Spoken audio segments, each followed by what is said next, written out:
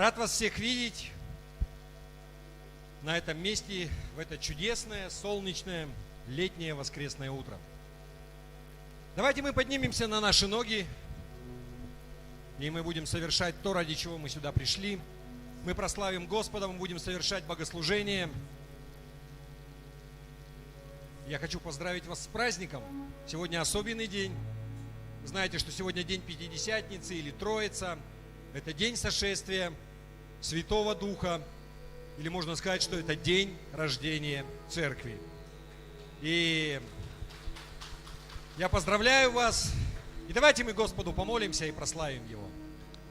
Отец Небесный, Господи, мы благодарим Тебя за возможность, которую Ты даешь приходить сюда, поклоняться Тебе, славить Тебя, Господи. Мы просим Тебя, Господь, наполни это место Твоим присутствием. Господь, наполни каждого человека, каждое сердце, Господь, которое ищет Тебя и которое ожидает от Тебя. Господь, пусть никто не уйдет разочарованным. Господи, но Ты говори в сердца. Благословляй, Господи. Двигайся, как Ты хочешь, Господь. Мы ожидаем от Тебя. Мы ожидаем, что Ты будешь говорить. Мы ожидаем, что Ты будешь двигаться, Господи. И мы приготовили хвалу для Тебя, ибо Ты достоин, Господи. Прими ее. Ты великий Бог, и мы славим Тебя. И весь Божий народ сказал: аминь. Давайте мы Господа прославим. Будем петь, петь, петь с благодарными сердцами. Будем петь, петь, петь вместе с небесами, воспевать хвалу и славить Иисуса.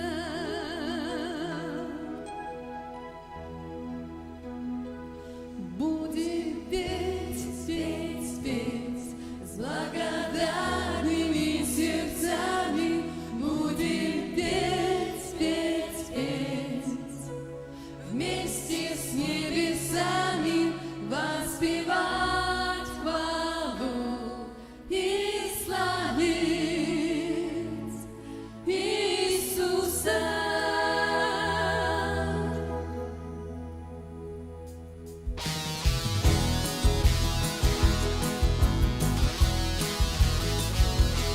Давайте славить Бога, поднимать руки. Господь здесь в духе своем.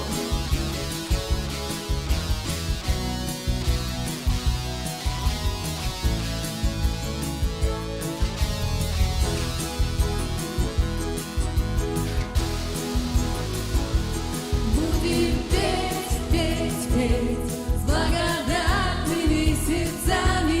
Будем петь, петь, петь вместе с небесами, воспевать хвалу и славить Иисуса.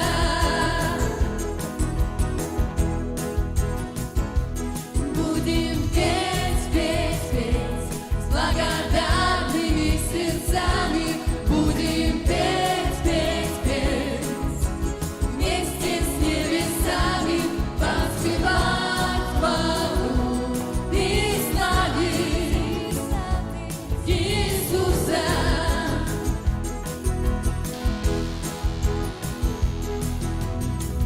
Великий и прекрасный, народы все и царства перед Тобой склонятся.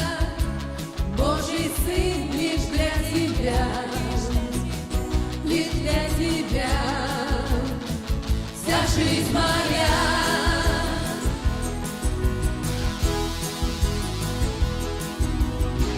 Ты нас освобождаешь, с любовью направляешь, огонь нас зажигаешь.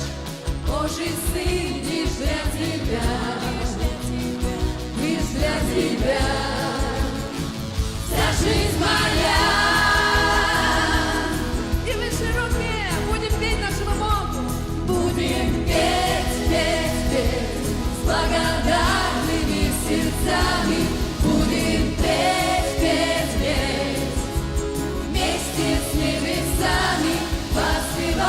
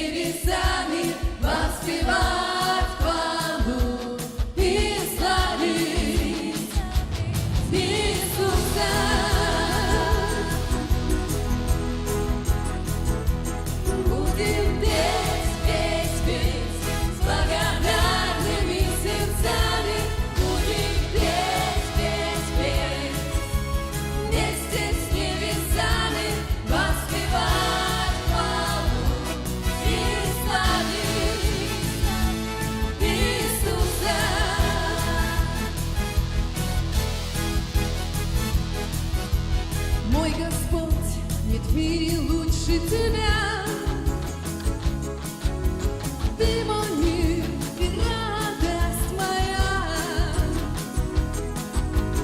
яркий свет на моем пути. Смело я теперь могу идти, Иисус, мой Господь, в мире лучше тебя. Ты мой мир и радость моя,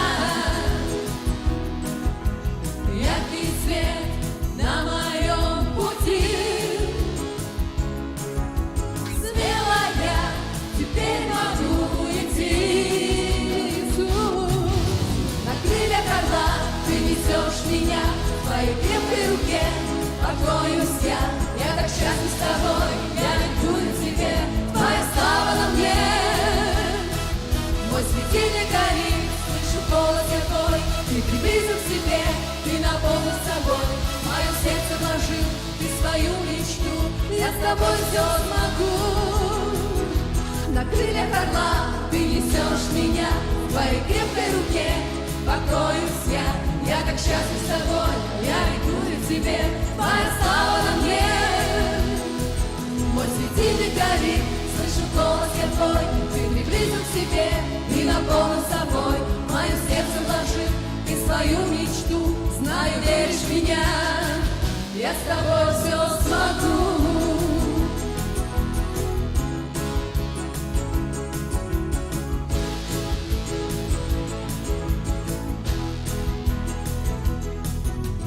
Ты один взял на себя мою боль, исцелил и подарил мне любовь. Ты поднял из праха жизнь мою и привел меня в обитель свою, Иисус. На крыльях орла ты несешь меня, в твоей крепкой руке покоюсь я так счастлив с тобой, я ликую в тебе, твоя слава на мне. Мой светильник горит, слышу голос я твой, ты приблизил к себе и наполнил собой, мое сердце вложил, ты свою мечту, я с тобой все смогу.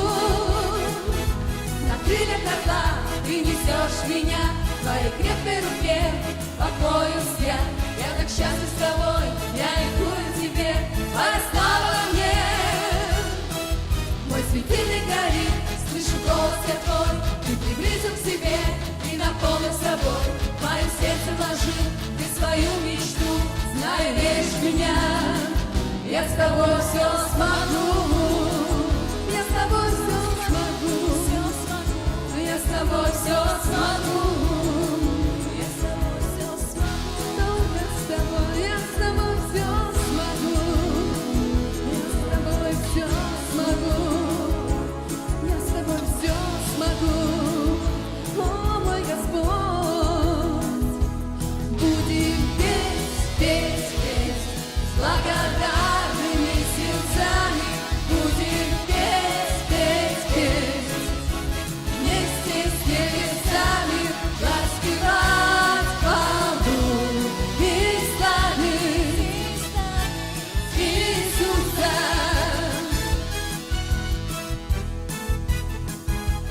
Будем петь с благодарными сердцами, будем петь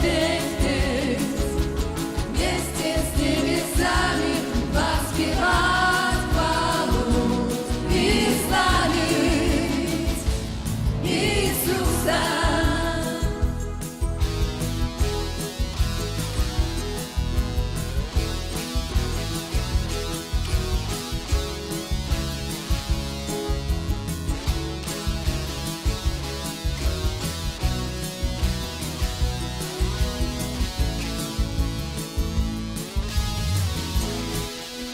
Аллилуйя! Будем петь нашему Господу, славить и прославлять, потому что Он достоин всей славы. Он великий и славный. Благодарим Тебя, Господь, за Твой Дух, который Ты излил, Иисус. И Он живет в нас, Иисус. Аллилуйя!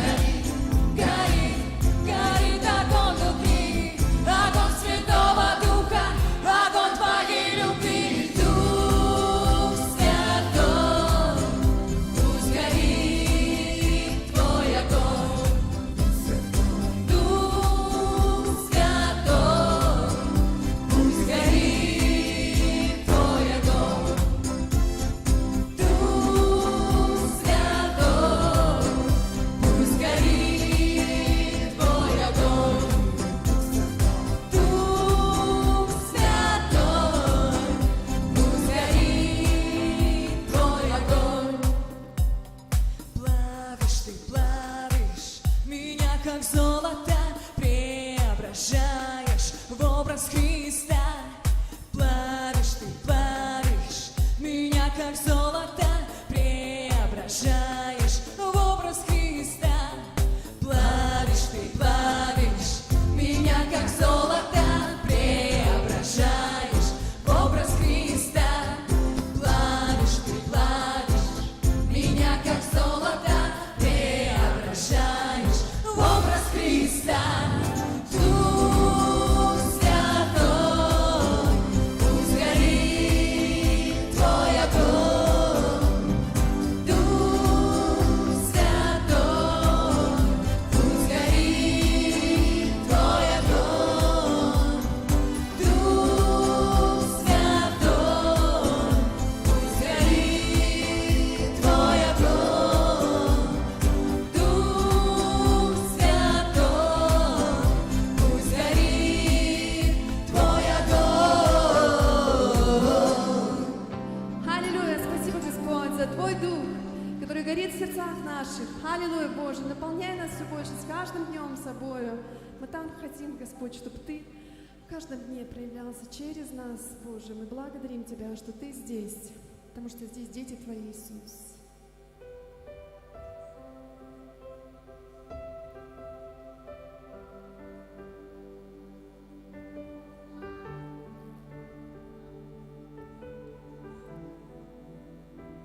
Бог, Ты здесь, Ты среди нас, Господь. Склоняюсь я перед Тобой. Бог, Ты здесь, Ты ходишь среди нас. Тебе хвала, Тебе хвала. Бог, Ты здесь, Ты среди нас, Господь. Склоняюсь я перед Тобой. Бог, Ты здесь, Ты ходишь среди нас. Тебе хвала, Тебе хвала. Бог сильный, Бог чудотворный, верный в слове, Царь всемогущий, наш Бог, вот кто Ты, наш Бог. Бог сильный, Бог чудотворный, верный в слове, Царь всемогущий, наш Бог, вот кто Ты, наш Бог. Бог, Ты здесь, Ты среди нас. Тебе хвала, Тебе хвала. Бог, Ты здесь, исцеляешь нас. Тебе хвала, Тебе хвала. Бог, Ты здесь, Ты изменяешь нас. Тебе хвала, Тебе хвала. Бог, Ты здесь, что судьбы изменит. Тебе хвала, Тебе хвала. Бог сильный, Бог чудотворный, верный в слове, Царь всемогущий, наш Бог, вот кто Ты, наш Бог. Бог сильный, Бог чудотворный, верный в слове, Царь всемогущий, наш Бог, вот кто Ты, наш Бог. Бог сильный, Бог чудотворный, верный в слове, Царь всемогущий, наш Бог, вот кто Ты, наш Бог. Бог сильный, Бог чудотворный, верный в слове, Царь всемогущий, наш Бог, вот кто Ты, наш Бог. Если трудно идти, мне Ты рядом. Если трудно дышать, мне Ты рядом. Ты каждый миг, Ты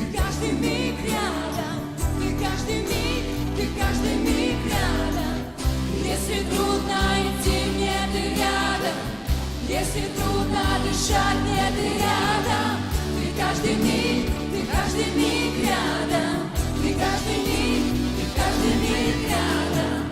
Если трудно идти, мне ты рядом. Если трудно дышать, мне ты рядом. Ты каждый миг рядом. Ты каждый миг рядом.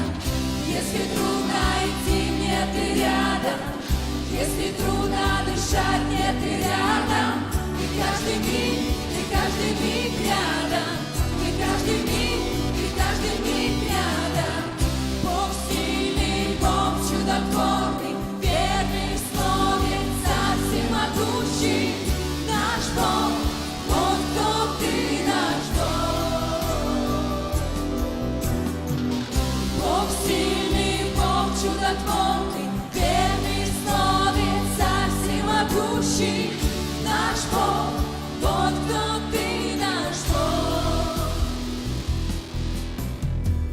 Бог сильный, Бог чудотворный, верный в слове, Царь всемогущий, наш Бог, вот кто ты, наш Бог.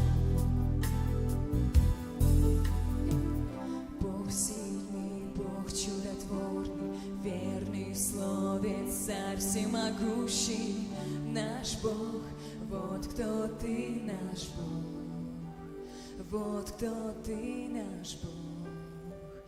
Вот кто ты, наш Бог. Вот кто ты, наш Бог. Вот кто ты, наш Бог. Благодарим Тебя, Господь, что Ты чудесный, Ты удивительный, Ты необыкновенный, Господь. Ты никогда не бросишь. Если даже мать отвернется от своего дитя, Ты никогда не отвернешься от нас, Господь. Мы так благодарны Тебе, потому что нам никогда не понять и не постичь Твоей любви, Твоей необыкновенно удивительной, жертвенной, безусловной любви. Мы так благодарны Тебе, Иисус, за Твою любовь.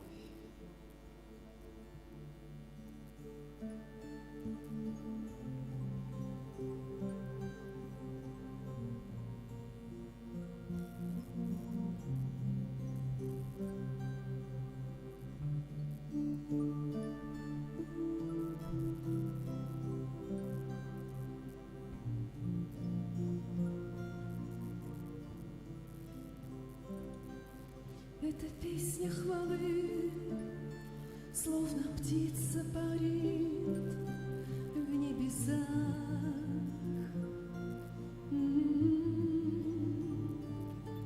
Твоя жизнь, как река, в мое сердце течет, и душа поет для Тебя. Это песня любви, как весенний родник, как любви водопад. Твоя жизнь, как река, в мое сердце течет, я вдыхаю любви аромат.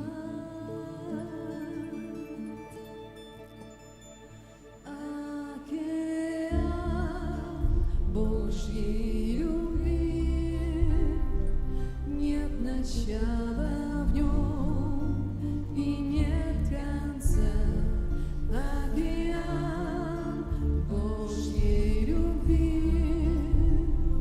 безусловной любви Отца. Океан Божьей любви, нет начала в нем и нет конца. Океан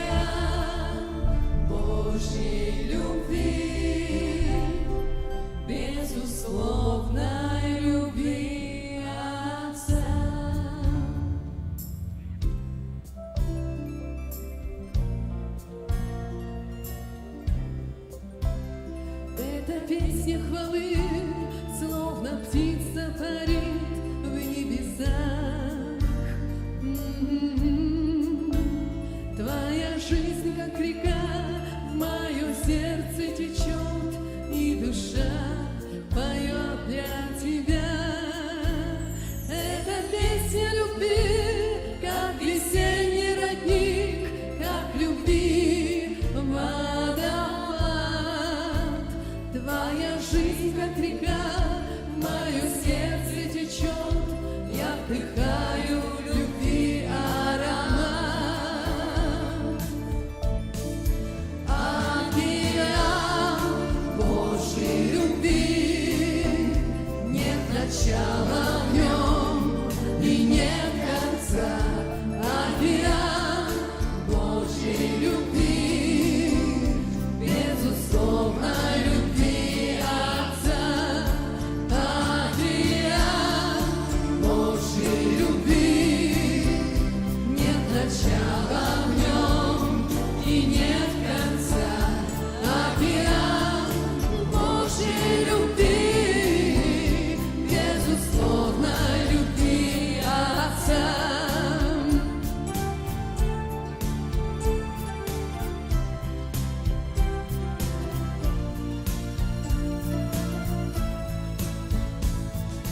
Слава,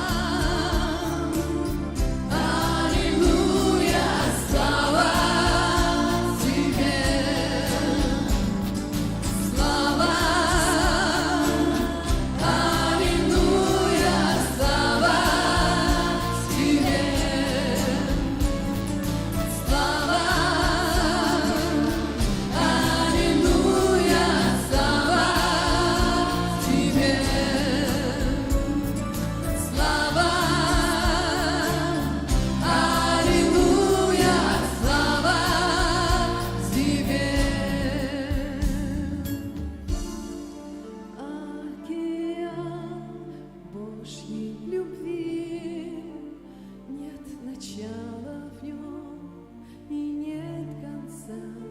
Океан Божьей любви, безусловной любви Отца. Спасибо, Господь, за Твою безусловную любовь, Божия, которую Ты простер каждому из нас, Господь. Я благодарю Тебя. Ты великий Бог, и нам никогда не постичь и не понять этой любви. Спасибо, что мы можем просто принимать ее, как чудесный подарок от Тебя, Господь. Аллилуйя Тебе, наш Бог.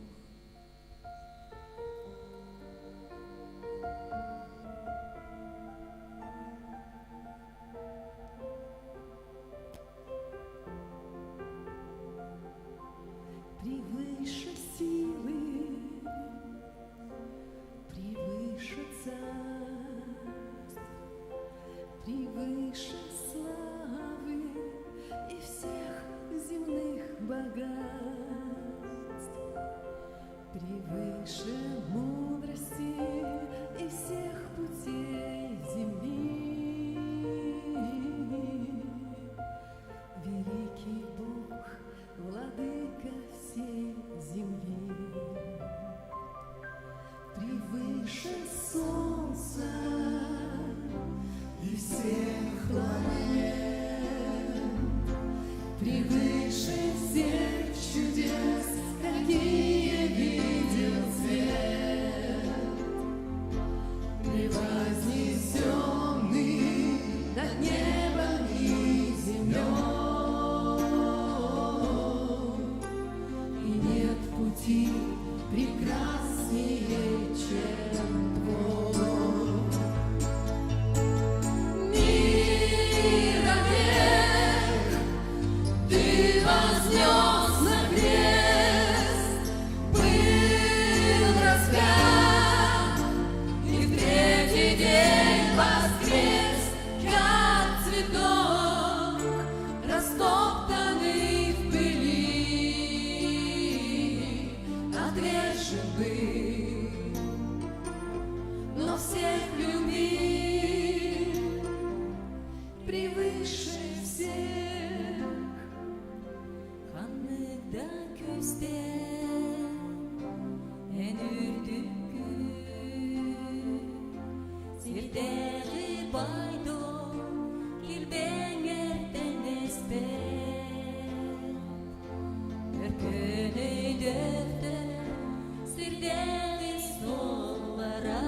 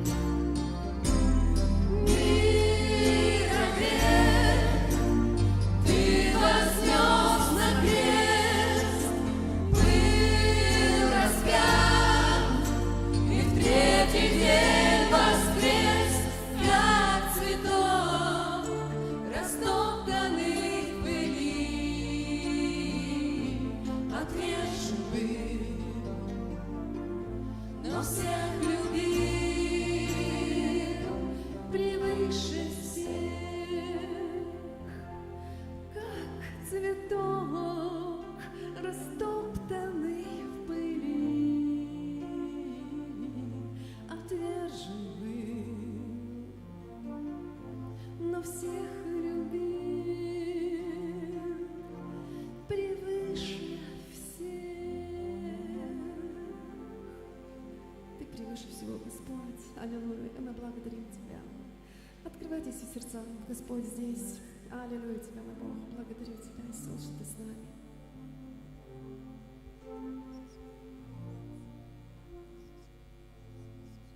Доброе утро. Можно поаплодировать нашим драгоценным. Они, по-моему, с каждым разом все лучше поют. Молодцы. Драгоценная церковь, на сегодня особенный день. И давайте мы помолимся нашему Господу. Дорогой Господь, мы благодарим Тебя и за этот день, и за то, что 2000 лет назад Ты излился Духом Святым и пришел на землю. И Ты вошел в сердца своих детей. И Ты утешитель. И Ты учитель. И Ты направляешь каждого из нас. И Ты вразумляешь. Благодарим Тебя, драгоценный Дух Святой, что Ты с нами отныне и вовеки. Что Ты здесь, на земле, в каждом из нас. Мы благодарны Тебе за все то, что Ты делаешь, и благодарны Тебе за те дары Духа Святого, которые Ты дал церкви своей. Благодарим Тебя за дары веры, за дары исцелений, за дар чудотворения, за дар слова, за дар мудрости, за дары пророческие, за дар говорения языками, за дар истолкования языком, за дар развлечения духом и за огромное количество даров, которые дары истоможения, огромное количество. Мы благодарим Тебя, Господь. Мы сейчас молимся и ревнуем о том, чтобы эти дары, они действительно работали в Твоей церкви так же, как это было 2000 лет назад. Ты неизменный, Ты вчера, сегодня, вовеки тот же. И да будет, Господь, у нас ревность по этому. И да будут они действовать во имя Иисуса Христа через Твоих, Господь, детей. Да будут проявления. Да не будет ни одного болящего, Господь, в церкви Твоей во имя Иисуса Христа. Дорогая церковь, мне такое пришло на сердце, чтобы мы просто в этот особенный день помолились хотя бы несколько секунд на языках, те, которые молятся. Обычно мы это не делаем на собрании таком, но давайте помолимся, возвысим свои голоса в знак благодарности того, что у нас этот молитвенный язык. Арман Исала Раману Гуду Кохати Кисы, Береманы Исы, Аллилуйя Хасала Раману Бохати Каса, Вере Асан Табареманы Исы, Аллилуйя Касала Раману Бохати Кисы. Благодарим Тебя, драгоценный Дух Святой, за молитвенный язык, который Ты нам дал, что мы можем общаться с Тобой, Боже, напрямую, и никто его не знает. Ты и мы, каждый из нас. Благодарим Тебя, Господь, славим Тебя, Господь. Аллилуйя, аллилуйя, Господь. И мы, Господь, как обычно, мы приносим, Господь, просто к престолу Твоей благодати и милости сейчас все свои нужды, драгоценные, в вере. Положите к престолу благодати каждый свою нужду. А мы просто как церковь согласимся, что Слово Божье, оно верное, и Бог восполнит всякую нужду по богатству славы Своей. И Он Сам сказал, чтобы мы возложили все заботы на Него. И сейчас, Господь, у кого есть какая нужда, Боже, у кого, может, нет работы, у кого недостаток финансов, у кого есть какие-то проблемы физические, духовные, Господи, или в семье что-то не так, Боже, взаимоотношения нарушены, мы все складываем у Твоих ног и благодарим, Господь, что Ты нам даешь больше, о чем мы можем помышлять, больше, о чем мы просим, потому что Ты сердцеведец, Ты видишь все, и то, что сейчас, и то, что будет, Господь. Благодарим Тебя за каждую восполненную нужду. Благодарим Тебя за обилие благодати Твоей и милости, Господи. Слава и хвала Тебе за все, Господи. Принимаем просто, Господь, все то, что Ты изливаешь, Господь, как Ты излил, Господь, как дар Дух Святой. Вот так и сейчас мы принимаем все благословения с небес во имя Иисуса Христа. И мы также, Господь, сейчас благословляем начальствующие власти, Господь, и в нашей республике, Господь, и в нашей России, детей, Боже, благословляем. Да будет, Господь, у них особая мудрость от Тебя во имя Иисуса, Боже. Да будут окружать их люди пророческие, с даром знания, Господь, со словом знания и мудрости во имя Иисуса Христа. Да будет, Господь, все водимы Духом Святым. Боже, благословляем их от Тебя страхом Божьим во имя Иисуса. Мы благодарим Тебя, Господи, что Ты всегда держишь руку на пульсе. Благодарим Тебя и славим. Благословляем наш город, нашу республику, Господь. Да процветает, Господь, город. Да процветает республика и да распространяется Царство Твое во имя Иисуса Христа. И дети Твои да действительно будут солью и светом на этой земле. Благодарю Тебя за каждого брата и сестру, за тех верных, которые столько лет ходят, Господь, для того, чтобы приблизиться, познать Тебя, приблизиться и делать что-то на Неве Божией. Благодарю Тебя за служителей, Господь, за тех верных, которых Ты поставил и которые идут впереди, Боже, и пасут Твое стадо. Слава Тебе и хвала, Господь, за все. Будь с каждым из нас, как Ты это был всегда. Во имя Иисуса Христа и молились. Аминь.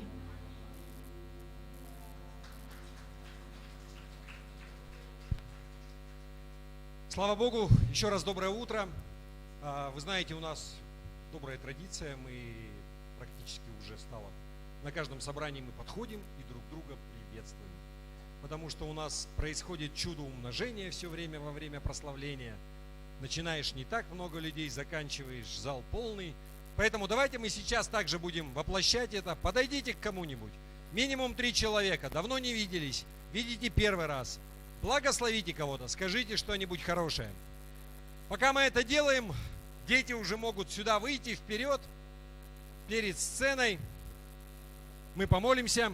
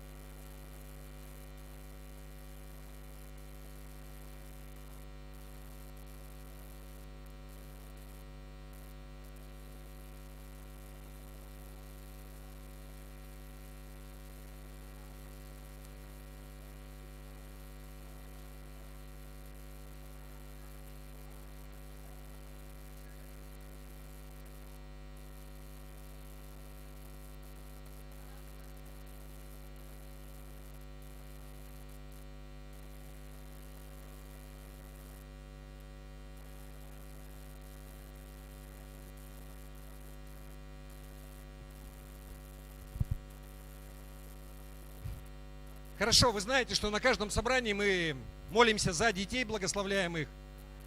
Сегодняшний день не исключение. Давайте мы помолимся за них. Аллилуйя, Господь, благодарим Тебя за каждого ребенка, за каждого подростка, кто находится здесь, а также за всех наших детей, кого нет сегодня, где бы они ни находились, Господи.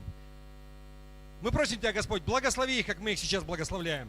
Благослови их на это лето, всех школьников, у кого начались каникулы, кому еще только предстоят каникулы. Господь, просим Тебя, чтобы было все безопасно, Господь. Благослови все купания летом, которые будут, чтобы все были целы и невредимы. Пусть Твоя рука будет над ними, уберегая их от зла, Господи. Убереги их от злых людей, Господь, от дурного влияния. И пусть они наберутся солнца, здоровья, радости, бодрости. И, Господь, просим Тебя за всех, кому предстоят еще экзамены, ОГЭ, ЕГЭ, кто поступает, Господи, пусть Твоя рука будет над ними. Помоги всем определиться и веди их во имя Иисуса. Да будет так. Аминь. Все, дети, можно... Да?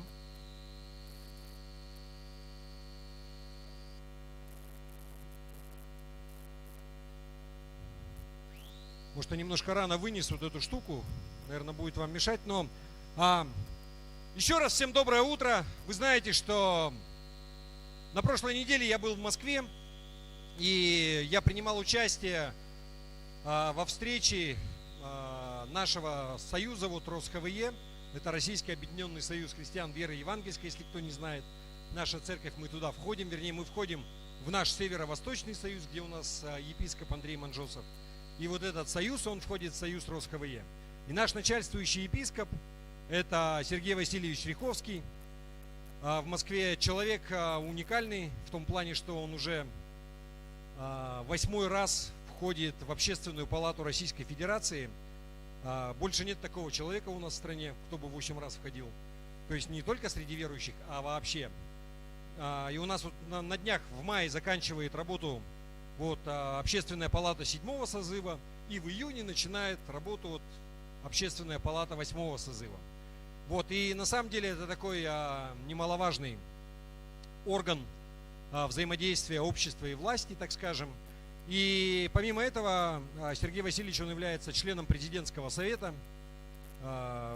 ведет очень большую работу по, скажем так, популяризации евангельских христиан. И, собственно, благодаря его усилиям очень, знаете, отношение в стране к нам, к пятидесятникам, к евангельским христианам, оно поменялось в корне. И помните, я как-то говорил вам, я анонсировал, что у нас в стране, ну вообще вот сейчас в связи с военной операцией, которая проходит, прямо такая потребность, чтобы в войсках были капелланы. То есть это священники, которые принимают участие, ну, окормляют военнослужащих. И всегда это была прерогатива православной церкви. Но у нас вводится вот институт военных капелланов, и где будут принимать непосредственное участие также протестантские священники. И я просто знаю, что юристы со стороны вот нашего союза и со стороны администрации президента, они ну, долго уже времени вот работали, и просто вот Сергей Васильевич, он объявил, что вот в первых числах июня, я не знаю, может быть, уже состоялось, должно было быть подписание договора между вот Министерством обороны и нашим союзом РосХВЕ, ну и в его лице как бы всеми пятидесятниками, то есть что вводится вот институт капелланов и что будут протестантские священники.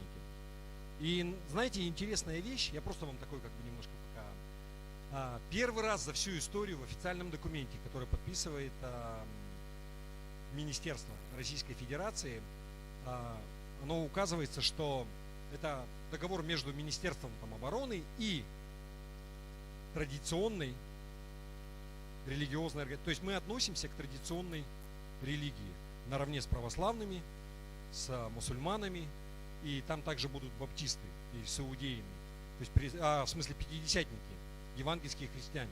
Представляете, то есть это первый раз такое вот упоминание в официальном документе. Кто-то может сказать, что это как бы незначительная вещь, но я вам скажу, что на самом деле это такой переворот. Государственная власть, она на официальном уровне признает нас как традиционную религию. То есть мы не какие-то сектанты.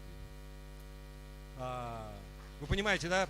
И на самом деле это во многом благодаря вот работе, которую вот ведет Сергей Васильевич.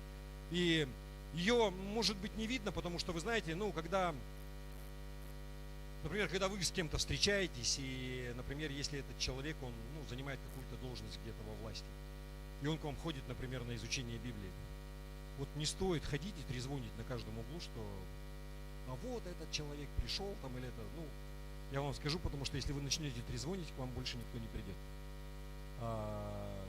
Вы понимаете, да? И то, что вот он, ту работу, которую он проводит, у него есть, знаете, как вот у нас десятки бывают домашние группы, вот есть группа по изучению Библии в Государственной Думе, он туда ходит как на работу. И как бы есть определенная группа депутатов, которые собираются, они читают Библию. Вот, я вам скажу больше, то есть вот на этой встрече должны были быть депутаты Государственной Думы, но так как сейчас, скажем так, неспокойная обстановка, то есть депутатам запрещено куда-то выходить, то есть все встречи должны проходить на территории Государственной Думы. И так как, предупредили, вернее, это выяснилось непосредственно вот перед встречей, то есть, просто отменили, потому что, в Госдуме там нет прямо таких больших залов, кроме непосредственно самого зала, да, чтобы можно было собрать около 100 человек, потому что вот на встрече, которая была, там были представители со всей России, то есть это полномочные представители Сергея Васильевича в регионах, а также его заместители в федеральных округах. И поэтому был весь спектр от Владивостока до Калининграда, весь Кавказ, южные республики там и так далее. Вот. Я так вдохновлен на самом деле. Еще помимо этого приходил епископ Рик Реннер. Он не является заместителем или полномочным представителем, но он поделился такими словами. Знаете, помните, я говорил, что он начинает, вернее, его миссия, его церковь, Благая Весть, Москва, они начинают протестантский канал, телеканал, да, и я уже говорил это давно, и как бы все, где, что, но вы понимаете, что вот начать работу телеканала, это, такая нетривиальная задача, работа просто огроменная, и они официально получили лицензии Роскомнадзора, вот недавно, то есть это тот государственный орган, который обычно всех карает, как бы, и он в том числе выдает лицензии на вещание. У них есть лицензия, есть чистота. Более того, они привезли оборудование. И, чтобы вы понимали, вы представляете, да, сколько стоит телевизионное оборудование. Это недешево все. И хорошее телевизионное оборудование стоит еще больше. А чтобы его растаможить, у нас, это все... Просто там как бы был такой режим благоприятствования, так скажем. Они привезли, все растаможили. И, здорово. То есть я прямо в ожидании, не знаю. Сейчас в интернете этот канал уже работает в тестовом режиме. Благая Весть, он так и называется. Можно, если кто-то может поискать. Но это будет наравне с телеканалом Спас на частотах, то есть в телевизоре протестантский, евангельский, да, канал. Здорово. Также, знаете, я просто такой анонс, я не знаю, Рик Реннер, он был сейчас в Турции. И вот я за что купил, за то и продаю. Как бы, да. Он говорит, что они нашли Ноев ковчег. Не они, а там вообще археологи. И вот он прямо, они вот ездили, изучение, это там как бы горы Араратские. Он говорит, что все прямо вот размером соответствует и всем описаниям. То есть там не говорится, что в Библии, вот, да, это не гора Арарат, а там горы как бы Араратские. И он как бы... по разным там косвенным этим, там сколько-то должно быть метров от шелкового пути, где дорога пролегала. Он немножко съехал там по горе, но там, говорит, прямо вот якоря такие здоровенные камни, которые вот видно, как бросали, когда приставали, и ковчег, и прямо, что он там много этажей, то есть они делали, в общем, я думаю, он, наверное, будет об этом рассказывать, я вам просто такой вот анонс, не знаю, я удивился. Здорово. Вот. Также, вы знаете, я бы хотел... Сергей Васильевич Риховский, он отправил вообще, записал видеообращение, поздравления с Днем Пятидесятницы. И давайте мы посмотрим.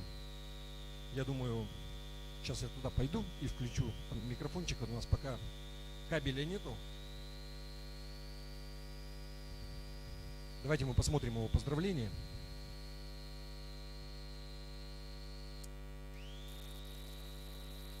Дорогие друзья, братья и сестры, возлюбленная Господом Церковь Христова, поздравляю вас с общехристианским и нашим конфессиональным праздником Днем Пятидесятницы.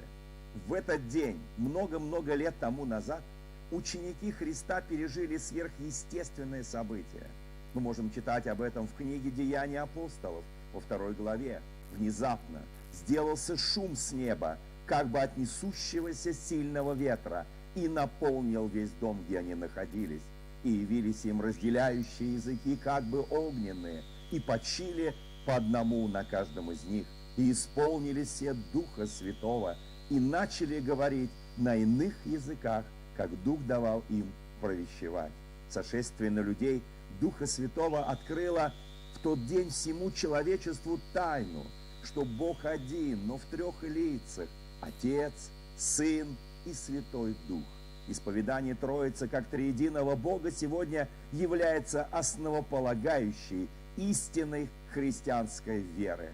В том, что апостолы начали говорить на разных языках, раскрывается еще один особый смысл Пятидесятницы. В Церкви Христовой, которая родилась через сошествие Святого Духа на учеников Господа, соединяются все народы. Божья благодать доступна каждому человеку, независимо от его социального статуса или расовой принадлежности. Благодаря жертве Иисуса Христа восстановилась утраченная людьми после грехопадения связь с Богом, а дар Святого Духа совершает эту живую связь. Когда Бог дал человечеству заповеди, записанные на скрижалях, этого оказалось недостаточно. Должен был прийти Иисус, чтобы наполнить заповеди жизнью.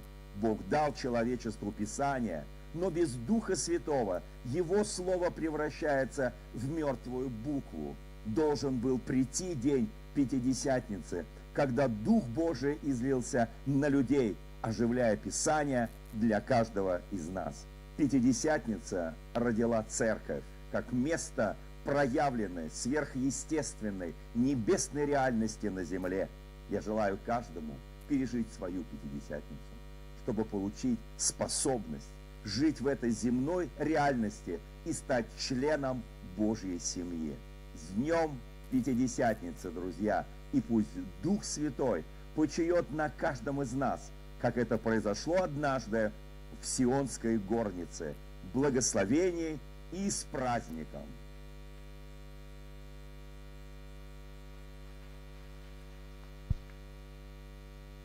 Да, слава Богу. Ну и сегодняшняя проповедь, она будет посвящена, собственно, этому дню, Дню Пятидесятницы.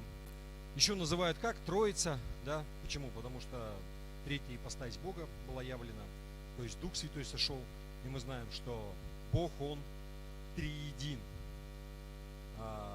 Вот такая вот тайна, то есть все три личности, но они все есть суть едины, да? Бог, Он один. Отец, Сын и Дух Святой.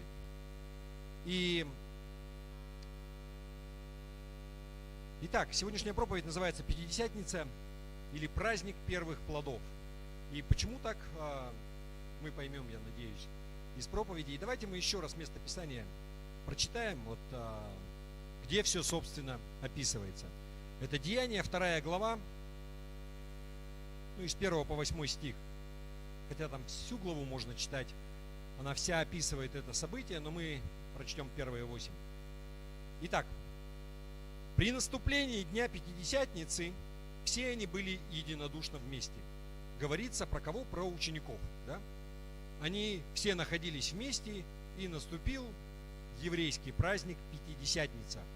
Мы дальше этого тоже коснемся. И внезапно сделался шум с неба, как бы от несущегося сильного ветра, и наполнил весь дом, где они находились, и явились им разделяющие языки, как бы огненные, и почили по одному на каждом из них, и исполнились все Святого, Духа Святого, и начали говорить на иных языках, как Дух давал им провещевать. В Иерусалиме же находились иудеи, люди набожные из всякого народа под небесами. Когда сделался этот шум, собрался народ, и пришел в смятение, ибо каждый слышал их говорящим его наречием.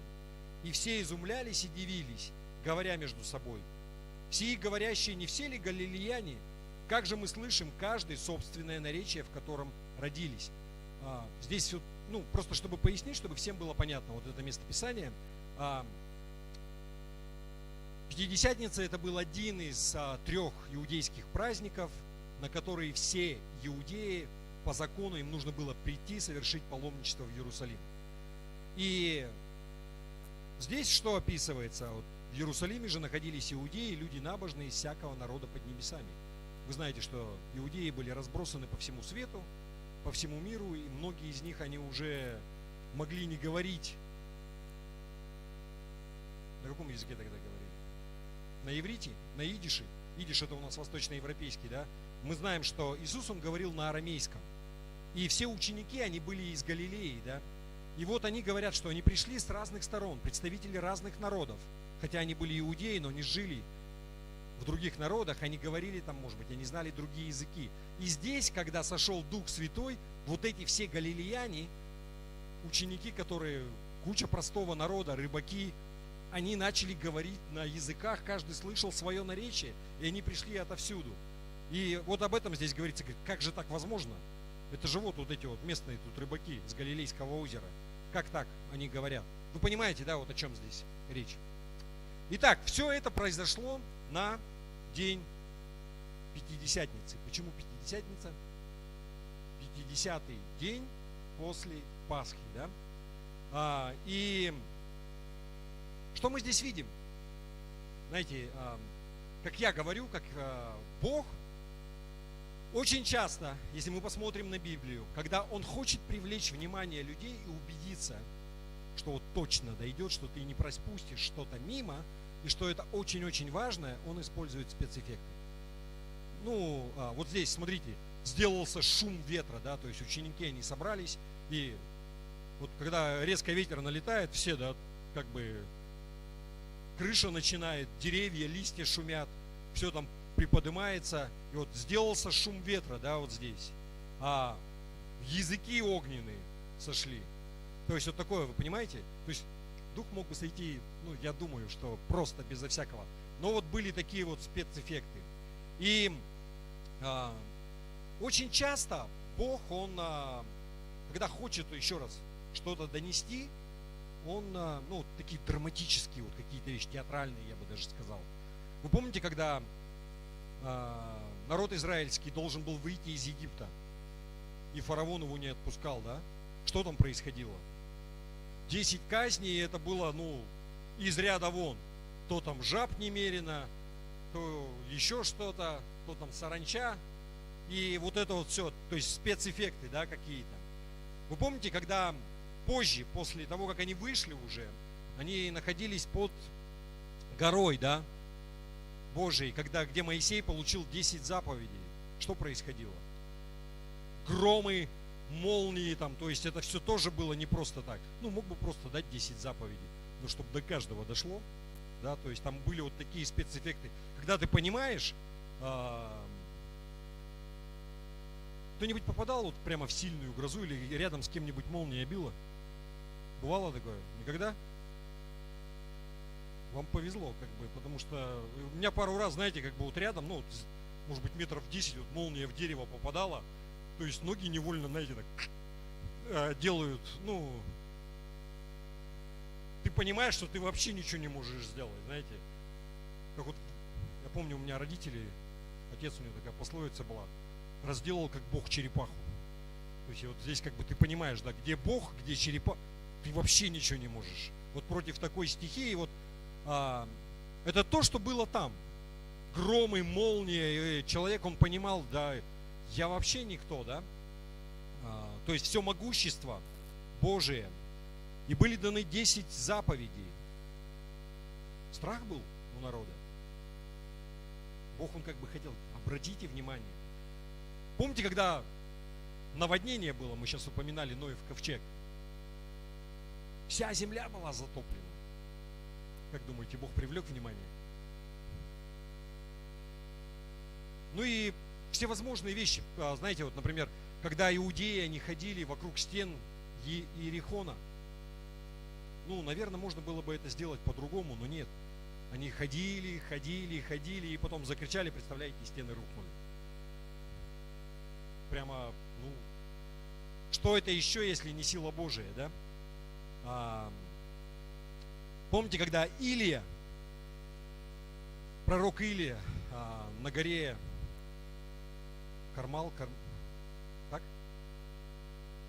кормил? Я просто на английском читаю, у меня, ну, чтобы немножко мозги расширять, с названиями не это. Что произошло? Когда он призвал, чтобы огонь он сошел на жертву, когда все пропитали водой, помните, ров там был наполнен и так далее. Прямо вот тоже такое вот, знамение. И огонь пришел и пожрал все, да, на жертвенник. Все, все дрова, которые там были пропитаны водой, вся там вода, все сгорело. И вот это то, что Бог Он сделал здесь в день Пятидесятницы. Он хотел, чтобы народ, он обратил внимание, чтобы это не прошло просто незамеченным. И он запускает вот такие, в общем, спецэффекты здесь. Но что же Бог, Он хотел донести до людей? Что Он хотел донести до народа? Что Он хотел показать, чтобы мы поняли? Я думаю, что одна из первых вещей, знаете, Бог хотел показать, что Он всегда это планировал. Это изначально было у Него в планах. И Он выбрал день Пятидесятницы не просто так, для того, чтобы начать свою церковь. И я хочу, чтобы мы посмотрели сейчас на это. Почему? Почему я так говорю? Вы знаете, вот, одна из вещей, почему Бог Он выбрал день Пятидесятницы, это потому что,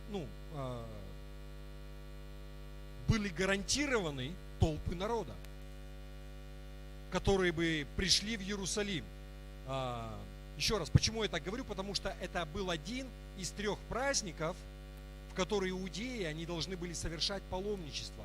То есть они старались со всех уголков земли прийти в это время в Иерусалим. И помимо вот Дня Пятидесятницы, это еще Песах по-еврейски, да, или Пасха еврейская по-нашему. И также это был еще праздник Кущей. 2 других праздника, на которые иудеи не должны были приходить в Иерусалим. Итак, большие толпы людей, они были гарантированы, если Бог Он выбрал это. Но вторая причина, почему Бог Он выбрал этот день, я верю, это, знаете, сам по себе вот праздник Пятидесятницы, если посмотреть на него, что это такое? И если посмотреть на Ветхий Завет, когда он упоминается, и что о нем говорится, вы знаете, его по-разному называют. Он называется либо праздник Седмиц, это в синодальном переводе, там, современный перевод он переводит как праздник недель. И я не буду места Писания приводить, кому интересно, можете посмотреть. Исход 34 глава 22 стих. Кстати, вот вы в курсе, что у нас в YouTube, если зайти, там места Писания же есть, да? Под роликом там всегда есть места Писания. Кстати, как-то надо сделать обучающий ролик. Сейчас небольшое отступление. Скажите, кто подписан на наш YouTube канал? Меньше половины. Нам нужно подписаться на наш YouTube канал. И не нужно каждый раз заходить по ссылке, у вас просто это будет, вы будете знать. Нужно подписаться, нажать колокольчик. Каждый раз, когда что-то есть новое, оно будет просто у вас всплывать. Может быть, мы потом покажем. Если кто умеет, сделайте это сами. Нужно нажать подписаться, и чтобы каждое видео оно всплывало, нажать на колокольчик. Хорошо? И также под каждым роликом всегда есть места Писания.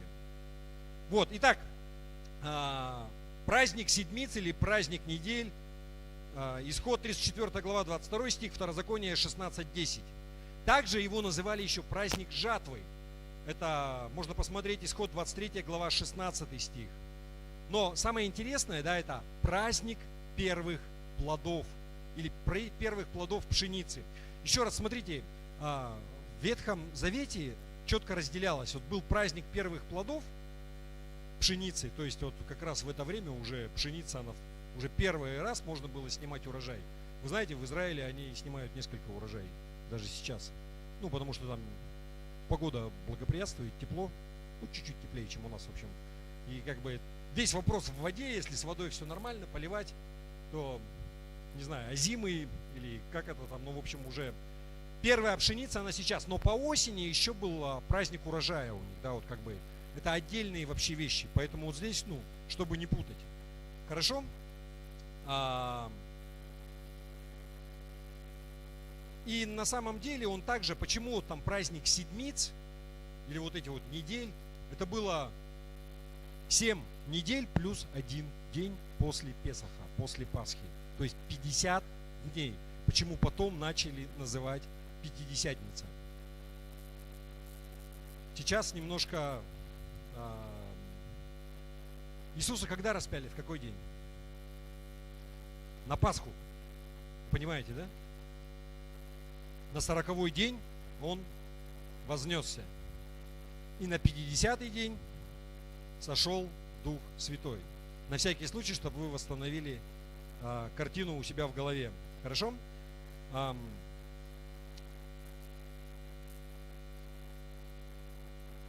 Итак, Пятидесятница, или это был праздник первых плодов, то есть пшеницы, урожая пшеницы. И Божий народ должен был собираться и праздновать это. Все приходили в Иерусалим и совершали жертвоприношения, приходили в храм. И после этого было гуляние. Все веселились, пели песни, праздновали. То есть пред Господом. Вечеринка у них была затягивающаяся. Если кто-то, знаете, вот иудеи умеют веселиться, я вам скажу. Если даже вот сейчас смотреть, то есть как у них праздники проходят, отрываются по полной. И еще раз, это праздник первых плодов. Я думаю, что Бог, Он осознанно, и Он специально начал свою церковь в праздник первых плодов. Это были первые плоды, это была первая церковь. Она была тогда именно основана. Вы понимаете, о чем я говорю? Вот до дня Пятидесятницы не было христиан. Ученики они, да, они были последователи, они его принимали, но чтобы быть христианином, нужно что иметь? Нужно иметь Духа Божьего внутри себя. Духа Христова. Вы понимаете это? Давайте мы посмотрим. Римлянам 8 глава, 9 стих.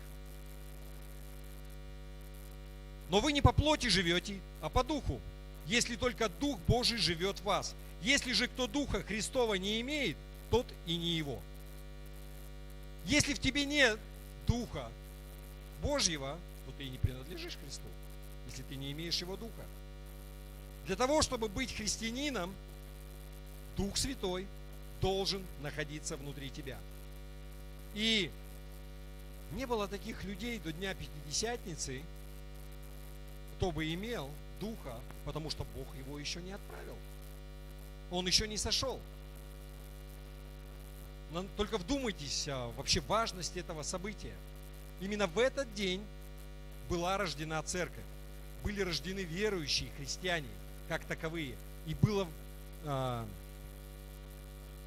Бог произвел воссоединение, то, что было разрушено Адамом. Та связь, которая когда-то была у Адама, и потом, когда он согрешил, она прервалась, она опять восстановилась.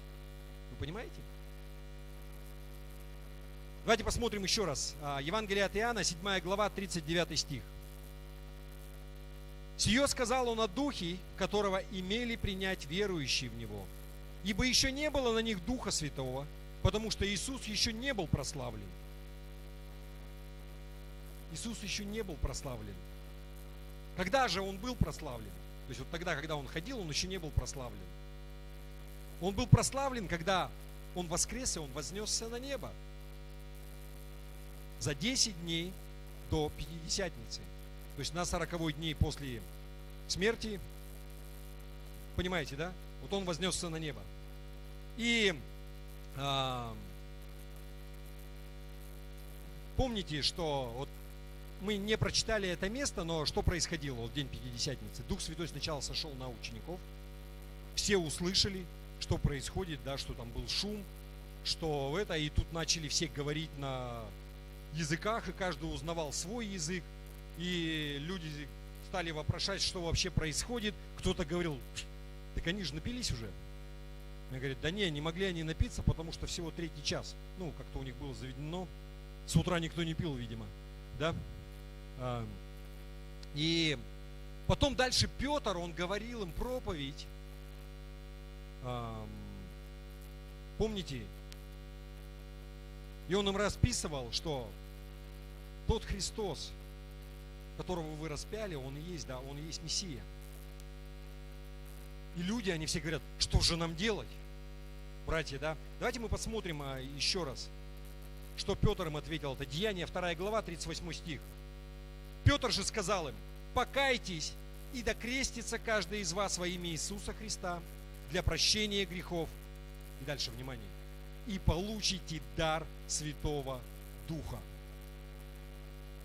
И вы знаете, что в этот же день после учеников большая толпа людей, они были крещены. И они были крещены водой, и они были крещены Духом. Прямо там. Прямо там была рождена церковь. Но не было христиан до Дня Пятидесятницы. Вот, до этого дня. Потому что ни у кого не было дара Святого Духа. Смотрите, я что хочу провести, какие параллели. Пятидесятница у евреев, да, или это был праздник первых плодов, да, пшеницы. Но это даже больше стало, чем просто вот праздник первых плодов, потому что Бог, Он хотел в этот день донести благую весть, донести Евангелие, явить также. Вот та проповедь, которую давал Петр всем людям, он использовал, да, Бог, вот эти вот спецэффекты, ветер, говорение на языках, и тут на всех остальных тоже Дух Святой там сошел, да, но он использовал это для того, чтобы Петр мог проповедовать Евангелие, чтобы донести Слово. Аминь.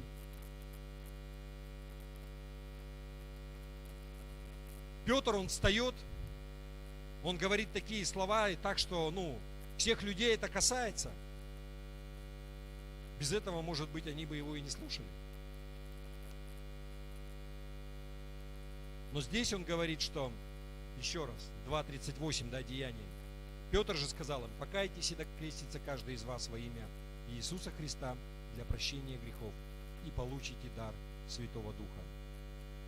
Вы знаете, что ученики, они крестили множество людей. И кто-то может спросить, на самом деле, кто знает, кто помнит, написано, сколько приблизительно людей крестилось и получило дар Святого Духа? Да, написано, около 3000 человек, да? Это много. Вы представьте, да, 3000. Вопрос, как могли вообще крестить всех? Потому что там, крестили не так вот, да, как бы, евреи крестили полноценно. Я был один раз в Иерусалиме. Была пасторская поездка, как бы, слава Богу, была такая привилегия. И вы знаете, сейчас есть вот раскопки, например, там есть возле восточной стены.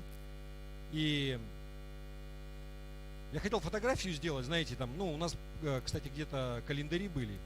И, знаете, там такие каменные углубления в ванной, так скажем. Да, называется миква. И это по-нашему, или не по-нашему, это баптистерий. То есть это там, где евреи. И вы знаете, просто вот на данный момент раскопано, вот там приблизительно вот такой вот район, 50 штук. То есть там это, для чего это использовалось? Когда иудеи, они приходили со всех сторон, совершали паломничество вот на праздники, они должны были омыть себя, очистить, прежде чем они войдут в храм. Поэтому такое множество. И поэтому у учеников не было проблем с тем, чтобы крестить их прямо там же. Нам тоже надо сюда микву сделать. Я сейчас был просто в церкви в Москве. Кстати, вот еще одно из, знаете, я забыл, небольшое отступление, вы же мысли не потеряете, я сейчас вернусь. Я прилетел 27-го, но я не знал, что 26-го, в ночь с 26 на 27 будет ночь хвалы. Ночь хвалы и прославления. И, внимание, знаете, где она прошла? Не-не-не, это было в Москве. Это одна из самых шикарнейших, наверное, лучшая площадка концертная в Москве сейчас. Еще буквально пару лет назад я себе вообразил, это на стадионе было. На стадионе, полный стадион, И чтобы еще пару лет назад христианам разрешили ночью, всю ночь славить Бога, играть. И представляете, это все было заполнено молодежью. И там были команды с разных церквей. Ну, что-то происходит, знаете, вот прямо я вам могу сказать. Еще совсем недавно власть, она смотрела на это совсем по-другому. Ну, просто бы никто не пустил. Не то чтобы, ну, у нас вроде бы капитализм, за деньги все возможно, но, знаете, не такие вещи. То есть здесь надо иметь как бы это, чтобы на центральной концертной площадке страны сделать такое. Вот, и прошло успешно, я так понимаю, прям здорово было. Вот, и еще, что еще я хотел сказать по поводу... и вот церковь, куда ходил, кстати, Сергей Васильевич, церковь у них называется Церковь Божия в Царицыно. Ну, они собирались в Царицыно, у них есть здание в Царицыно, но это здание, оно стало слишком маленькое для тех людей, даже несмотря на то, что если у них, по-моему, несколько собраний в день, вот, и там они тоже собираются, но есть одна церковь, я не помню, как она называется, но не суть, они снимают верхний этаж или, как называются залы, ну, не концертные, а вот, ну, это не банкетный зал. Вот есть по Волгоградскому проспекту в Москве, есть такой прямо торговый центр, называется Ривьера. Когда едешь, там прямо здоровенный экран, с наше здание, наверное, и там постоянно какие-то ролики крутят. Это просто здоровенный торговый центр. Вот на верхнем этаже они снимают зал. В смысле, на постоянной основе. Там собираются 3 церкви. И вот Сергей Васильевич тоже там, его церковь, они тоже там собираются. Представьте, это просто обыкновенный торговый центр. Ты поднимаешься на верхний этаж, там какой-то вот такой вот зал, и где церковь снимает помещение на постоянной основе все время. Там весь свет, оборудование, это все церковное. То есть они, ну, это ли не чудо? И это прямо вот центр Москвы. Ну, прям, я даже не знаю, что сказать. Здорово. И там собирается церковь, там кто-то проводит собрание в субботу, и вот проходит 2 собрания в воскресенье. И довольно большой зал, ну, на несколько сот человек, современное оборудование, звук суперский.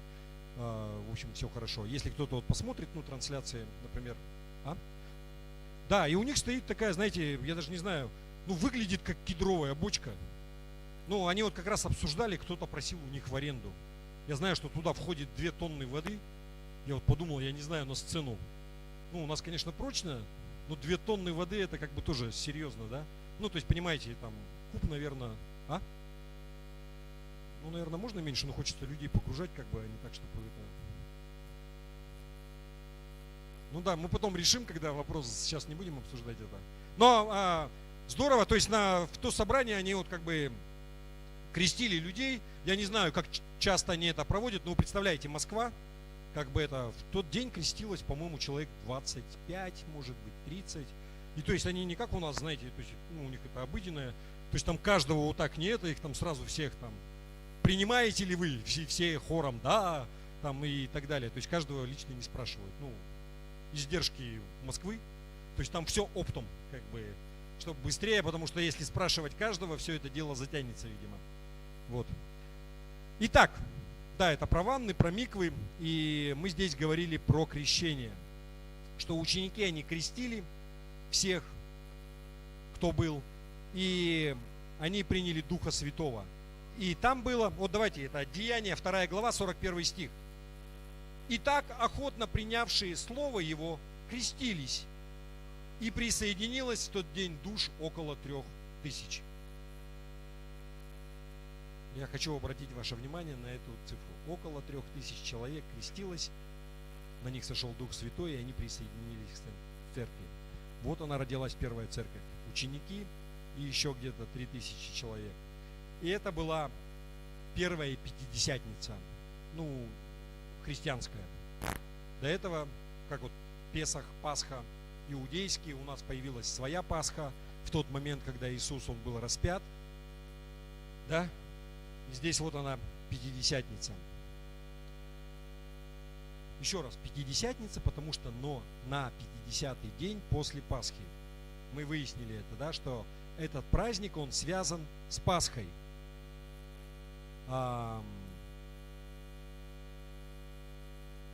Если он связан с Пасхой, то вот когда это была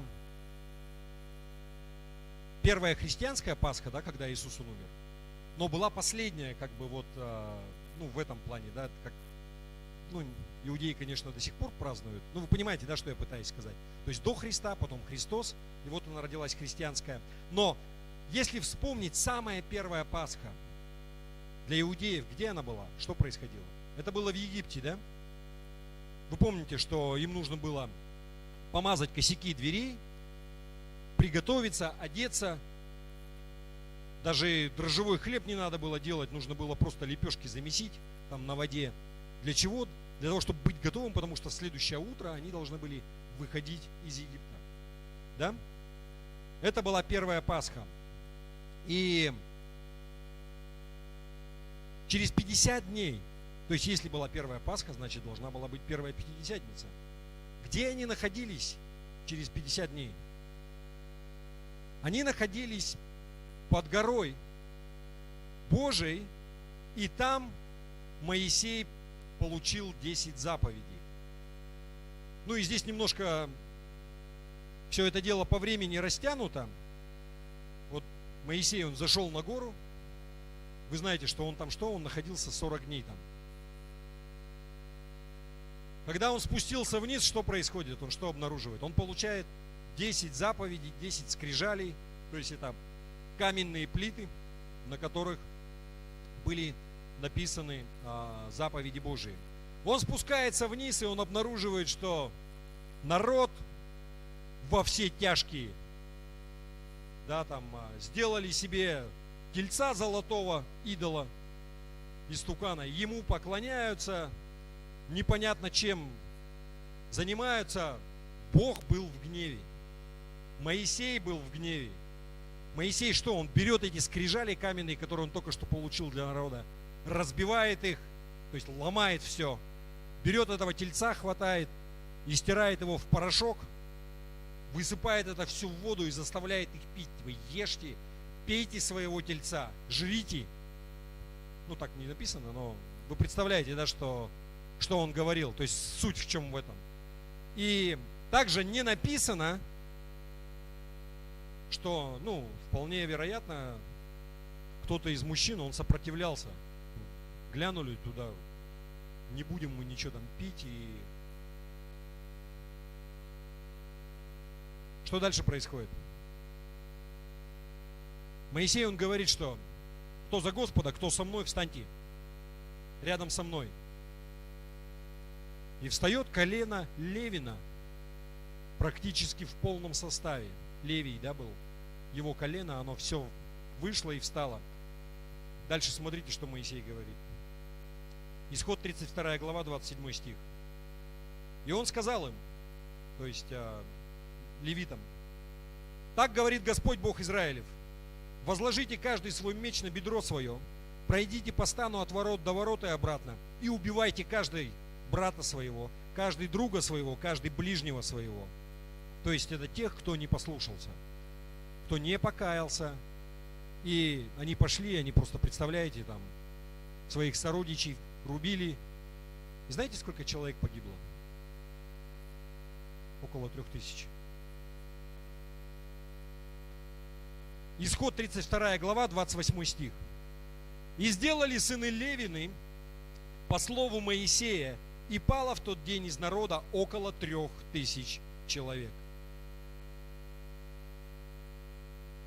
Вскоре после Пятидесятницы 3000 человек были убиты. Умерли. И вскоре после последней Пятидесятницы в Писании 3000 человек были спасены. Совпадение? Не думаю. Вы понимаете, как бы у Бога вот как все переплетено. И вообще параллели еще раз, да, какие были. То есть Песах для евреев, вот они получили спасение, и наша Пасха Христос, который отдал себя, как вот этот агнец. То есть тот ягненок, которого должны были заколоть, вы помните, да, на Пасху. И мазали косяки, чтобы ангел смерти, он прошел мимо. Насколько это символично. И поэтому наша Пасха Христос. Мы освобождены от закона. Но смотрите, я немножко вперед забегаю. Дальше еще лучше. Второе послание Коринфянам, 3 глава, 6 стих. Можно прочитать следующее. Он дал нам способность быть служителями Нового Завета. Не буквы, но духа. Потому что буква убивает, а дух животворит. Может быть, там не имелось буквально. Здесь очень много смыслов. И прямых, и переносных. Но здесь мы видим в прямом смысле. Буква, она убивает. Был дан закон. Они отказывались следовать. 3000 человек там погибло. Но когда был дан дух, он животворит. 3000 человек было спасено. Они были рождены свыше. И радостная весть заключается в том, что мы сейчас живем не по букве закона. Мы освобождены от закона. В этом вся суть. Мы живем по благодати, по духу. И Он животворит, Он не убивает. Слава Богу. Так сдержанно. Аллилуйя. Да тут орать надо, да? Вообще, давайте Богу аплодисменты дадим. Господи, спасибо Тебе! Иисус, спасибо Тебе!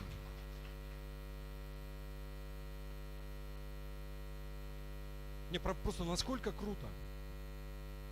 3000 людей были спасены, и что? И Дух Святой, Он сошел на людей, Он живет внутри, и Он дал рождение, написано, свыше. Родились заново, родились свыше, от Бога. И уже Бог живет в нас. Еще раз, я раньше говорил, да, то есть вот упоминал, что День Пятидесятницы, он сопровождался вот этими спецэффектами. Шумом ветра, языки пламенные исходили.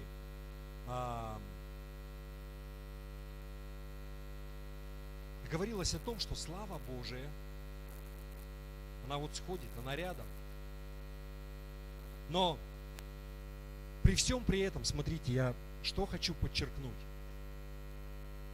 Не это главное послание Пятидесятницы. Не вот эти вот как бы знамения и чудеса.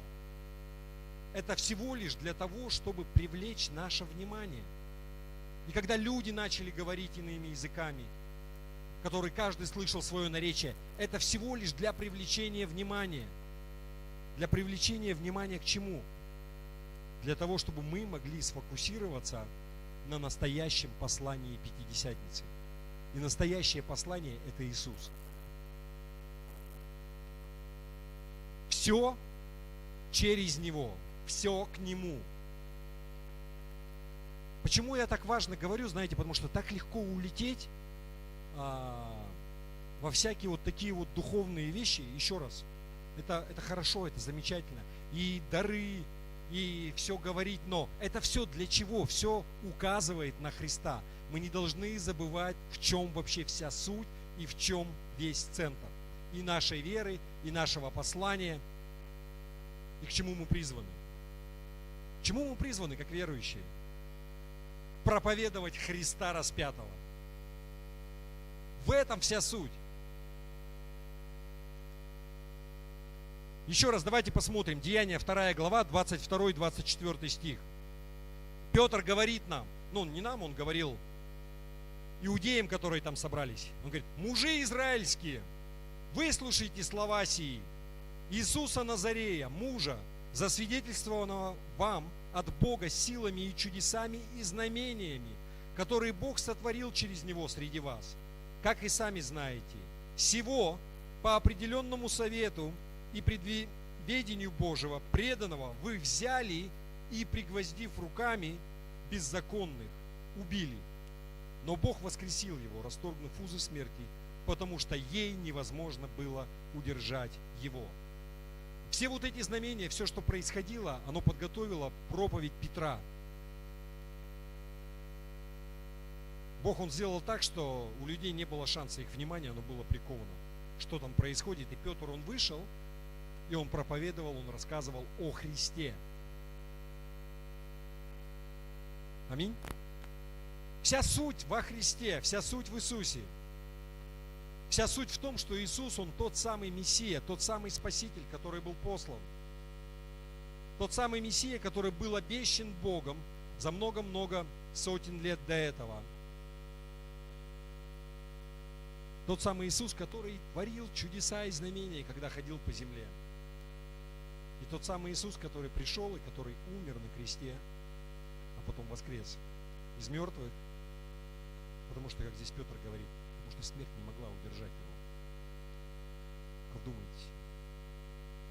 Смерть не могла его удержать. Он победил смерть. И дальше, после всего, что это Петр говорил, он такой контрольный выстрел делает. 2 глава, 36 стих. «Итак, твердо знай весь дом Израилев, что Бог соделал Господом и Христом сего Иисуса, которого вы распяли». Что это и есть Бог, Он сделал его Спасителем, Он Спаситель.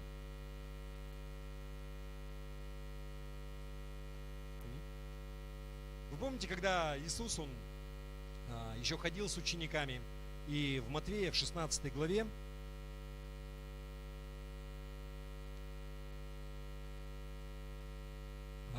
Он разговаривает с учениками, и ему говорят, что вот там эти тебя почитают за пророка, кто-то почитает тебя там, они считают тебя, что ты Илия во плоти, кто-то, что ты там Иоанн, и так далее, и так далее. Он спрашивает их, а вы-то меня за кого считаете? Вы меня за кого почитаете? И Петр ему говорит, ты Христос, Сын Бога Живого. Да? Давайте мы прочитаем это 16 глава Матвея, Евангелие от Матвея, 16 глава, 16-18 стих. Симон же Петр, отвечая, сказал, ты Христос, Сын Бога Живого. Тогда Иисус сказал ему в ответ, блажен ты, Симон, сын Ионин, потому что не плоть и кровь открыли тебе это, но Отец мой, сущий на небесах. И я говорю тебе, ты Петр, и на сем камне я создам церковь мою, и врата ада не одолеют ее. И здесь вот это местописание, вы знаете, что, я вам сразу скажу, многие из вас, вы знаете, что теологи по-разному трактуют, что вот ты Петр и на этом камне. То есть Петр это как Петра или камень, что на этом камне я воздвигну церковь мою. Кто-то говорит, что вот он на Петре построит. Но большинство теологов сходятся в том, я также придерживаюсь этого мнения, что церковь будет построена на том откровении, которое вот было у Петра. Он говорит, что это не ты сам догадался, не плоть и кровь тебе открыли, но мой Отец тебе сказал, да. И вот на этом откровении, что ты Христос, Сын Бога Живого, то есть ты Спаситель, вот на этом откровении я построю свою церковь. Почему это важно? Потому что церковь, она строится на Иисусе.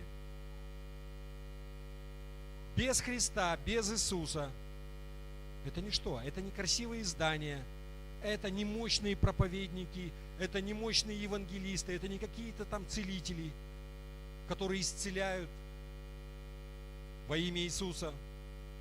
Но это не размер церкви, там, когда стадионы собираются. Все это круто, в смысле, это здорово. Я не имею ничего против этого. Но церковь, она строится на Христе. И Пятидесятница, она по поводу Христа. Все указывает на Христа. Потому что без Христа, без Иисуса у нас вообще ничего нет. И именно поэтому наша церковь называется, не именно поэтому, но я рад, что она называется краеугольный камень. То есть это тот самый камень. Он на название тоже указывает на Христа. Так, иносказательно. Кто читает Писание, тот знает, что это тот самый краеугольный камень. Наша церковь, она строится на Христе. Если Иисус Христос, Он не является краеугольным камнем, если не на Нем все строится, в твоей жизни, в жизни церкви, то тогда что-то не так у тебя с приоритетами. Это должно быть в основании. Только это. Все в основании всего Христос. Именно поэтому, когда вот Петр, он говорил, помните, что вот эти вот все иудеи, которые пришли, вот это слово, оно было настолько трогательное, он говорит, что вы убили того Спасителя, которого Бог обещал и которого вы столько ждали. На самом деле Он пришел, но вы распяли Его. И они в ужасе спрашивают, что нам делать, мужи и братья? И вы помните, Петр говорит еще раз, покайтесь и докрестится, да, каждый из вас во имя Иисуса Христа для прощения грехов, и вы получите дар Святого Духа. Когда ты каешься в своих грехах, ты принимаешь Христа, ты крестишься в Иисуса, ты умираешь для своих грехов, и ты рожден для Христа, ты рожден для Иисуса. Павел по этому поводу пишет в Римлянам, 6 глава, 3-4 стих. Еще раз, Римлянам 6, 3-4. Неужели не знаете, что все мы, крестившиеся во Христа Иисуса, в смерть Его крестились? Итак, мы погреблись с Ним крещением в смерть, дабы как Христос воскрес из мертвых, славою Отца, так и нам ходить в обновленной жизни. В основании всего Иисус.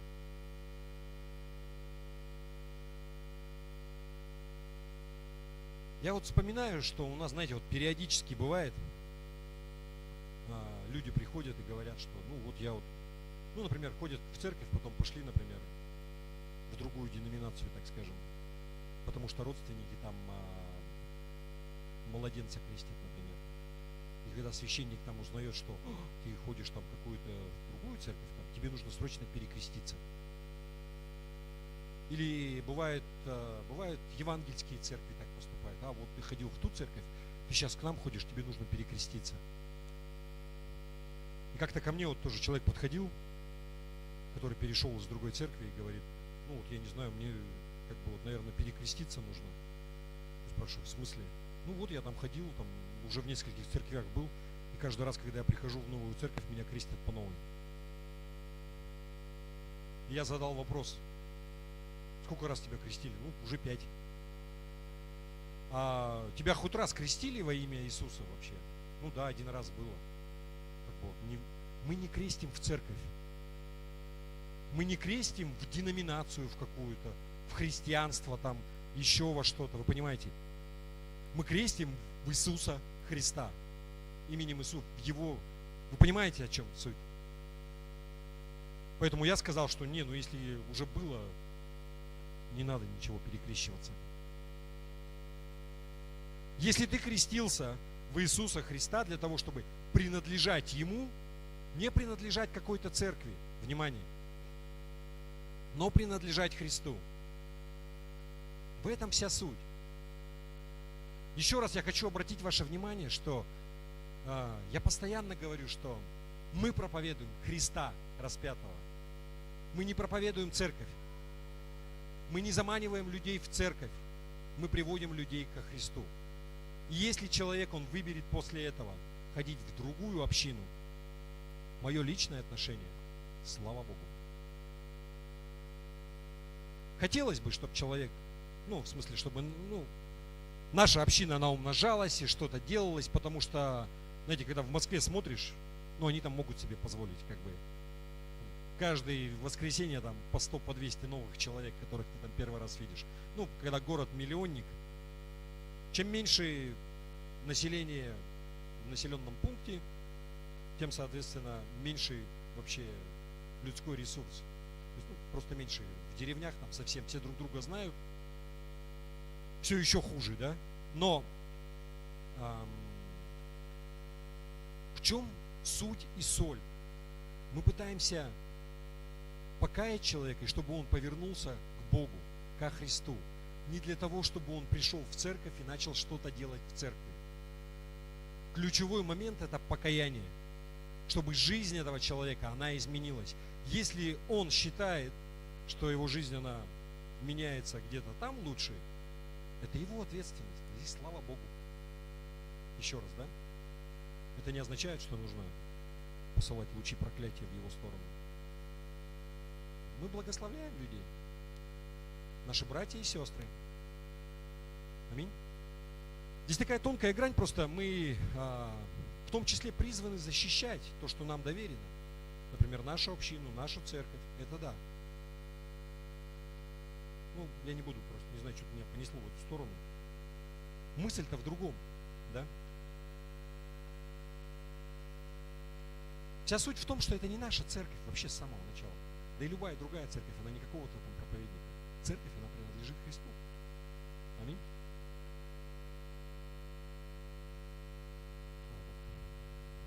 Я закончил, я даже не знаю, что еще сказать. Уже, наверное, и не нужно ничего. На самом деле, да, у нас есть, спасибо, мне напоминают. Сейчас у нас будут пожертвования, но я бы хотел напомнить еще раз и поздравить вас с этим чудесным праздником. На самом деле, великое, это день рождения церкви. С этого дня начались верующие христиане. Дух Святой, Он сошел, и у нас есть утешитель. Это великая прямо вещь. Представляете, то есть Бог живет внутри нас, и мы можем полагаться на Него, Он нас утешает. Наша ответственность в том, как выстроить просто так, сделать так, чтобы мы слышали Его, чтобы Ему было приятно внутри нас, чтобы мы могли быть движимы им, но Он есть в нас. Если ты сомневаешься, если Он в тебе, я тебе говорю, не сомневайся. Если ты покаялся, ты принял водное крещение, Он 100% есть в тебе. Ты можешь там заглушать, что-то делать. И еще раз, ты это не заслуживаешь вообще никак. В этом вся фишка. Вот я что-то там, как-то не очень себя вел. И как вот вообще может быть? Ты можешь огорчать Духа Святого, да. Но Он есть в тебе. И это не по делам вообще. Это по благодати. Вот не знаю, меня что-то все время в сторону благодати несет.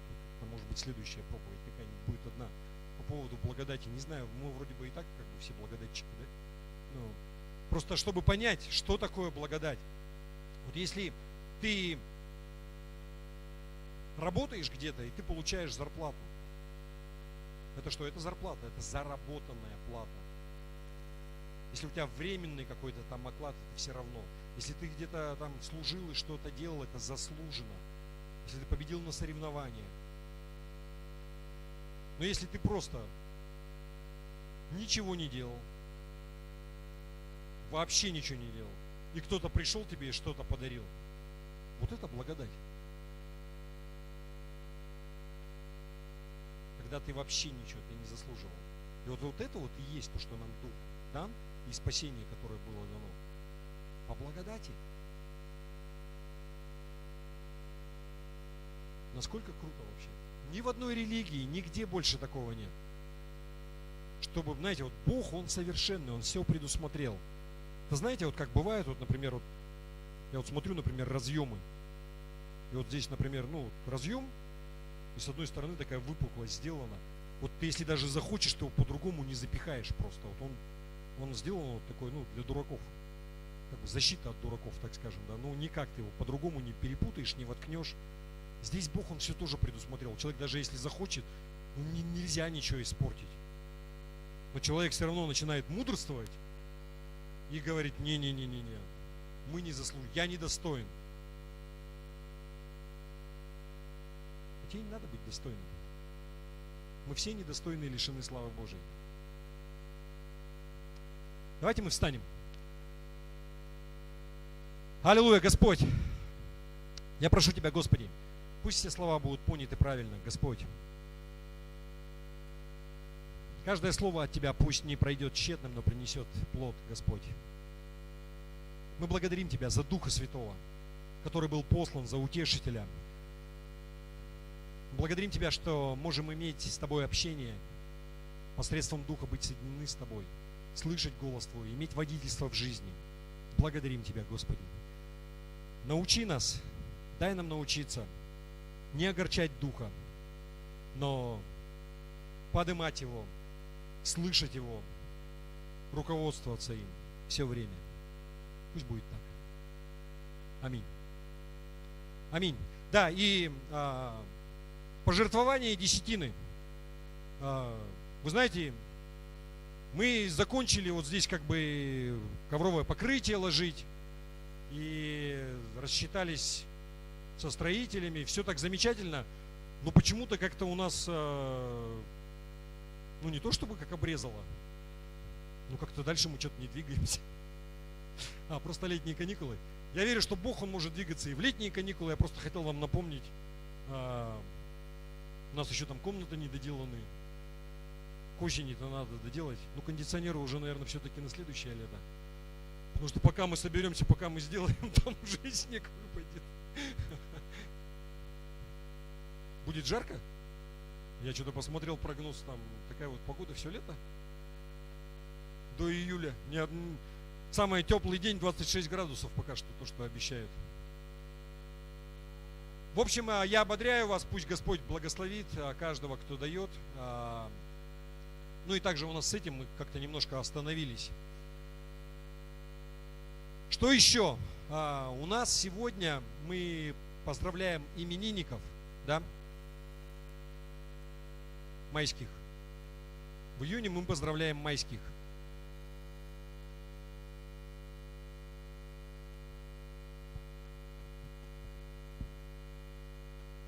Приглашаю всех именинников. Еще раз. Тех, у кого в мае день рождения, пожалуйста, выходите, не стесняйтесь.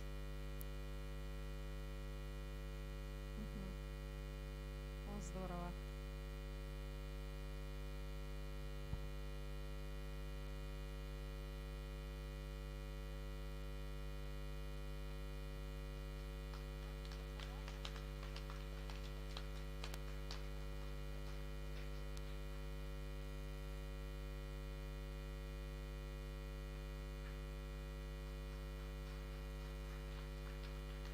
Давайте возьмемся все за руки и помолимся, да? Еще,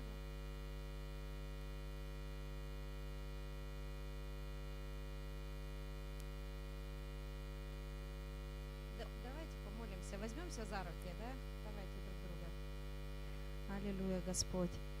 Во имя Иисуса мы благодарим Тебя за этих чудесных людей, Господь, которые родились в мае, Господи. Спасибо Тебе, Господь, что Ты наделил их своими дарами Святого Духа, Господи. И пусть через каждого из них проявляются эти дары Святого Духа, Господи, чтобы они являли их, могли служить Тебе, могли служить людям, Господь, своими чудесными дарами. Во имя Иисуса Христа, чтобы их жизнь являла Тебя, Господь, во всей своей красе. Дай им мудрости делать всегда правильный выбор в этой жизни. Во имя Иисуса Христа. Во имя Отца и Сына и Святого Духа. Аминь.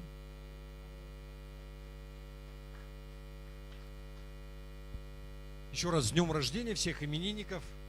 Смотрите, как день Пятидесятницы, еще тут прямо символично так улетают уже. Мне пока рано улетать.